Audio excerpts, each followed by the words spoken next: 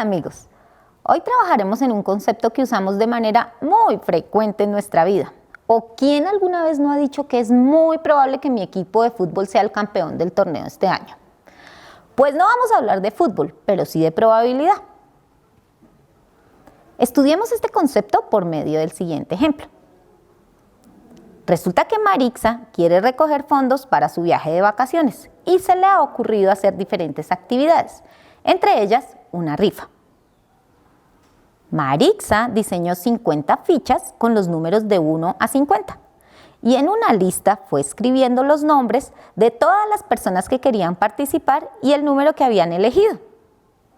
Luego recortó las fichas y las metió en una bolsa, la mezcló y dijo a todos que el número ganador sería el que ella sacara de la bolsa.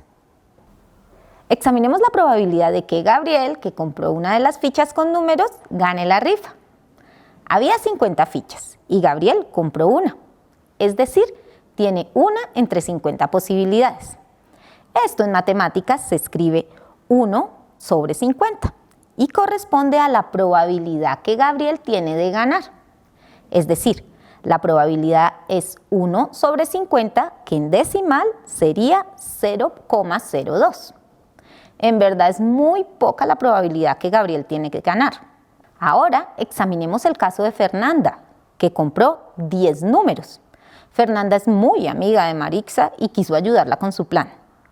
Bueno, de las 50 fichas, Fernanda tiene 10, es decir, 10 entre 50 posibilidades de ganar.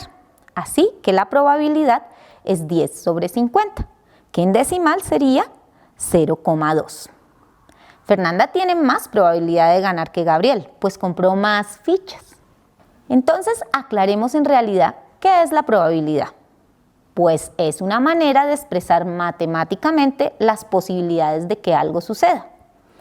En matemáticas a la expresión algo suceda la relacionamos con la expresión experimento aleatorio, es decir, algo que sabemos cuáles pueden ser sus resultados, pero hasta que no pasa no sabemos qué resultó. Para calcular la probabilidad de un experimento aleatorio debemos tener en cuenta cuántas veces puede suceder. A esto lo llamamos casos posibles. ¿Y cuántas oportunidades accedimos? A esto lo llamamos casos favorables.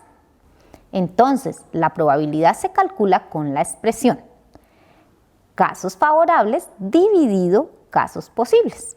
Para la situación de Gabriel tenemos que la probabilidad es un caso favorable, pues Gabriel compró una ficha, sobre 50 casos posibles, pues había 50 fichas.